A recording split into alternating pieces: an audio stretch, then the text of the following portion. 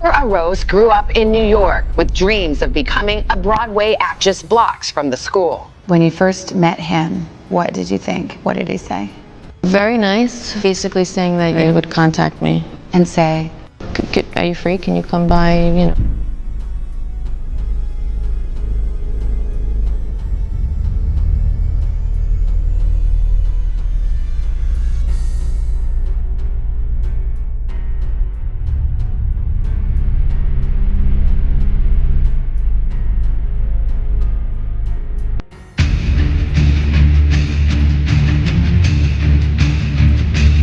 Epstein file के part 3 में हमने जाना कैसे एप्स्टीन ने लोगों को मैनिपुलेट किया and he has build the empire of harassment.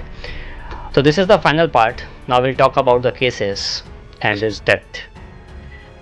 30 जून 2008 को जेफरी एप्स्टीन को अरेस्ट किया गया under the charges of felony solicitation for prostitution and procuring person under 18 for prostitution, और उसके ऊपर as a sexual offender FIR भी दर्ज की गई, जिसके लिए उसे 18 महीने की सज़ा हुई.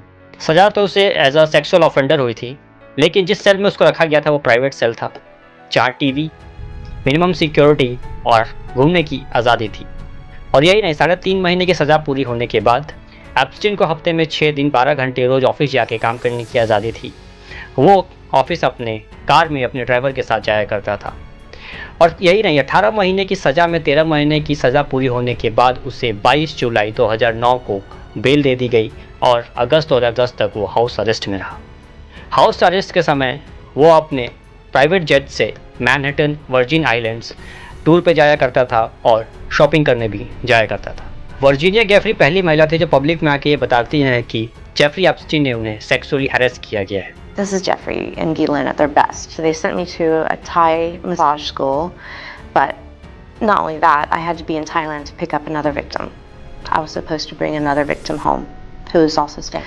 2007. How did you feel making that phone call? And how did you feel after you ended it? After I did. उसके बाद जूली ब्राउन ने 3 पार्ट की सीरीज पब्लिश की मियामी हेराल्ड में, जिसमें उन्होंने 80 विक्टिम्स के नाम पब्लिश किए, जिसमें से उन्होंने 60 विक्टिम्स को लोकेट भी किया.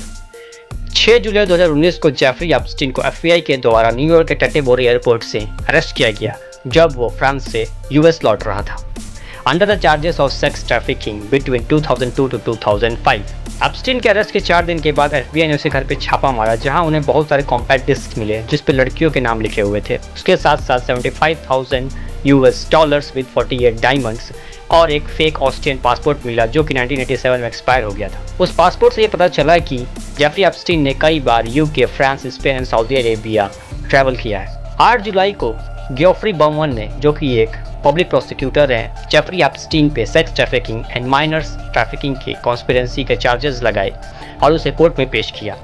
जेफरी एप्स्टीन ने खुद को हाउस अरेस्ट करने की मांग की in the favour of $100 million bond, लेकिन जज रिचर्ड बर्मन ने इस अपील को खारिज कर दिया और उससे सजा हुई. और 29 अगस्त 2019 को जेफरी एप्स्टीन अपने सेल में मृत पाया गया. 23 अगस्त 2019 में फ्रांस में भी FBI ने इन्वेस्टिगेशन स्टार्ट की to identify the victims in France. जिस इन्वेस्टिगेशन के दौरान उन्होंने एक modelling agent Jean Luc Brunel को अरेस्ट किया, जिस पे 11 वुमेन्स के हरासमेंट और सेक्सुअल एब्यूज़ के चार्जेस थे, जिसने फरवरी 2022 में फ्रांस के लेस होते प्रिजन में सुसाइड कर लिया. जेफरी एप्स्टीन के वर्जीनिया आइलैंड पे जितने भी कांड हुए, जितने फोटोज और वीडियोस लीक हुए, उससे पूरी दुनिया वाकिफ़ है. उनमें बहुत से नोटेबल नाम हैं, जिनमें Bill Gates, Donald Trump, Steven Hawkins, Michael Jackson और इलॉन मस्क जैसे नाम शामिल हैं. जेफरी एप्स्टीन का वर्जीनिया आइलैंड एक हैवानियत का गढ़ था. जिन लोगों को आज तक हम इंस्पिरेशन और आइडल मानते आए हैं, उनके पीछे की उनके जीवन की काली सच्चाई जानने के बाद आज उन नामों को सुन के घिन आती. और कुछ चंद मिनट की हवस को मिटाने के लिए उन लोगों ने ना जाने कितनी लड़कियों की ज़िंदगियां बर्बाद कर दी.